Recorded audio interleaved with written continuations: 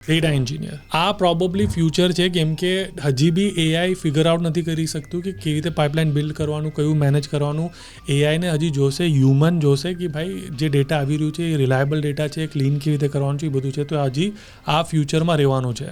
Data entry આ ખતમ છે, ફિનિશ થઈ જશે આ, કેમ કે હવે એઆઈ બધું ડેટા એન્ટ્રી પોતે કરી શકે છે, બધું ઓટોમેટ થઈ શકે છે, તો જરૂરત નથી આ રોલની. પ્રોડક્ટ મેનેજર, જો પ્રોડક્ટ મેનેજર હમણાં તો રહેશે પણ ફ્યુચર એનું શાયદ નથી, પણ ફ્યુચરમાં એઆઈ પ્રોડક્ટ મેનેજર છે. જેટલા બી પ્રોડક્ટ મેનેજર છે બધા હવે એઆઈ બેસ્ડ રોલ જ થઈ ગયા છે.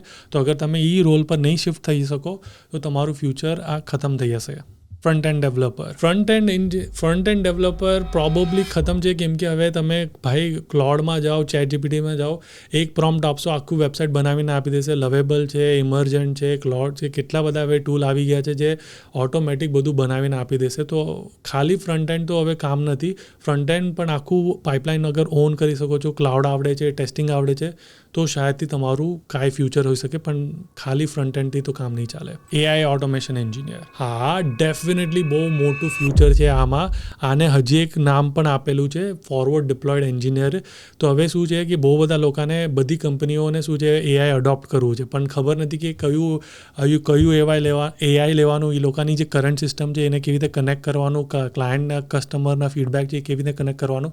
તો આ જે એઆઈ ઓટોમેશન છે આ બધા અલગ અલગ સિસ્ટમને ઓટોમેટ કરીને ફાઇનલ આઉટપુટ તમને બનાવીને આપશે. તો આ રોલ બહુ જ ડિમાન્ડમાં છે.